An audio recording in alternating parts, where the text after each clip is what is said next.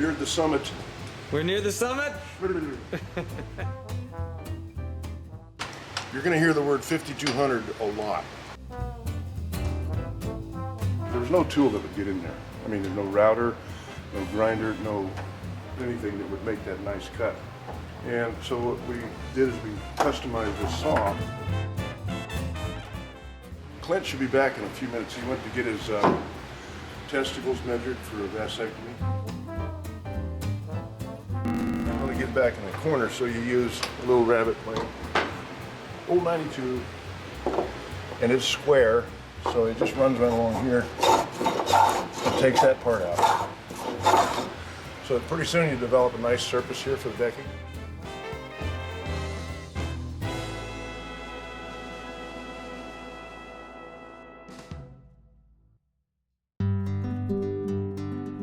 Okay, here we are. So you were able to trim off the work. Hello, Doug. Greetings. Greetings. September 24th? 25th? I keep losing the day Yeah. here. How are you? Excellent. I think we've neared the summit. We're near the summit? I was showing John what we've done. You see this cut here? Yeah. This was because of all this. You're going to hear the word 5200 a lot. I'm not completely against 5200, but if you use it, the timber that you're going to put it on, you should make sure that that's soaked very good with Smith's penetrating epoxy. Because what happens with the 5200, it's a moisture barrier, but it's also a moisture trap. This edge was very wavy. Sure. And so, and in some places back at had a little rabbet that tapered to nothing. So when we go to put that first plank down, we weren't. So the whole point of this was to get a nice square surface, right, with a constant smooth curve, Beautiful. and get rid of all the adhesives and crap. And without losing too much the sideboard. No, in places it barely was even a sliver. We had to put these plywood plates down full length, and then that long batten, which we stored up here, which guided the saw, and that was all pretty straightforward. Now this here was not, because there was no place to get a tool in there. So we used the same process. We rabbeted these pieces of ply so that they sat over that one lip there, like this. Screwed down to the deck beams and the batten on them. And so what we did is we customized this saw. There was no tool that would get in there. I mean, there's no router, no grinder, no anything that would make that nice cut. So what we did is we cut about a third of the plate off. That way the saw can sit in here like this on our plywood and run along and make this nice cut. These are all cut now. So these are ready to be chiseled out and trimmed down to fresh wood. It used to step up here. Yeah. Used to step up. So we're eliminating that step. The step was kind of a good idea, but not really necessary, because if you think about the ply coming in, it'll recreate that. And then Okay. the teak goes right over it. So, Okay. and Makes sense. yeah. So what we've done is we've driven the bolts out, left every other one in for now, but knocked it down a little bit. Okay, so each one of those bolts, you point at that. Each one of those, every one has to be punched out Yep. so that you can lay the new underdecking, the new plywood. Yeah. Well, the main reason for punching them out was to get them out of the way of the cut Yeah, okay. and working it. So now, Wow. when we're all done with that, we'll come back in with new bolts. Jeez. I got 50 of them. The rest were back ordered in a couple weeks. Right. But that's enough. We can put every other one in. It's not going to fall apart.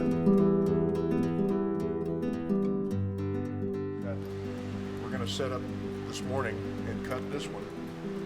Now you see how we drilled around the bolts with a hole saw? Now these bolts have a 5/8 plug underneath here. Well, you can't just drive the bolt out because that plug's glued in. It'll split the frame. Oh, there's a plug, yeah. Feel it? Yeah. So what you do is you go in with a large punch, about a half-inch punch. You bang the plug up. That'll break the glue joint. Then we make a block of wood somewhere with a hole in it. Right. That's a little bigger than the plug, and you clamp that over the plug. So they don't. When you grab it down, the plug comes out clean. And some of the bolts came out through the stainless shroud loads here. See? Okay. All the way down, so we had to dig those out and then drive these out. Well, most of them had corroded about an inch in to nothing. So when you start driving out, the head would fall off. Right. And then we'd have to drive them back in. Now, what do those knees assist in? Lateral support? Well, those are called hanging knees. They basically, there's about 6 feet between bulkheads here, and the main mast is right there. Okay. So they help with the compression Okay, compression. of the hull. Whenever you're looking at a bolt, it's usually the part you see is the best part. It's the part that's buried in the wood that's bad. And Like this one here. This one looks good. Let's set this next one down. this one, well, this is a recent bolt. Somebody did that probably when they did a plank repair. Okay. They put a bronze bolt in there. It's actually very long, so. And here's another bronze bolt. It's good. We'll have to pull those out because you have to put the plank on the reach Sure. and put the bolt in. Even though these bolts were stainless, you see the damage they were doing to the wood here? Uh-huh. See? And so that's basically slow oxidation. That's the corrosion of iron. Before we put those bolts Because we weren't even planning on replacing this plank, no, we're still not. even with that damage. No. Because what we'll do is we'll clean this up. We'll soak this with phosphoric acid Okay. to kill the rust. Then when we put the bolts in, we'll bed them in dolphinite, Right. and they'll be good for a long time. Clint should be back in a few minutes. He went to get his testicles measured for a mastectomy. Good. I told him you should ask for a package deal Yeah. when you're there, but Yeah. You should that have all? had done that a long time ago. get down. You see the saw cuts that were made? Yeah. Okay, those are made, obviously this one is exactly an inch, the thickness of the ply, so it kept a constant depth all the way as we cut. That was good. But also, it of course removes material. But these little saw cuts act like a depth gauge. So when you go to plane them down, you just plane till they kind of disappear. And of course, a block plane like this can't really get back in the corner, so you use a little rabbet plane. Old 92. And it's square, so it just runs right along here. It takes that part out. So pretty soon you develop a nice surface here for the decking. They left this gray paint on, which is kind of good news, bad news. Because in doing so, it made it a little easier to get the 5200 off. You still have to go inch by inch with a heat gun and a chisel to keep from tearing this wood. See, a lot of boats, the deck's laid and the house is set on it, which is kind of a good way to do it till you want to replace it there. This one, they set the house down on the beams and carlins and then they decked up to it. Okay. Now that we've seen the way this boat has actually been constructed, see, they were concerned a lot about weight on this boat. Because it's kind of a racer cruiser. It was originally, yes. Yeah, so they didn't have a massive carlin here and they didn't have tie rods. So one of the reasons they didn't need tie rods is because of the plywood subdeck, as it turns out. Built a lot like runabouts are built, you know. And the way this was constructed, by the way, these are in good shape. These will glue right back on. We just have to clean this up a little. But it's actually a pretty good design because the combing becomes a beam, if you will. And so all the loads on these winches are spread out. And there's a certain amount of load that goes out too. So this is all done, ready to go. Yeah. We saw this before. Then we just put little blocks in here as per the originals. Basically just to take this one bolt. You took those bolts at no. We're gonna leave these in, we're gonna deck around these. Okay.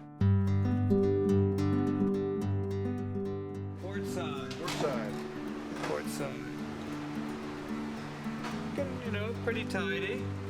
Yeah, this cut here, this repair here kind of went out a little bit. And back here there was a funny little rabbet that slowly tapered to nothing, which would really shown up when you lay the deck. Okay. Because you'd have to fit the plank and then hand taper the rabbet.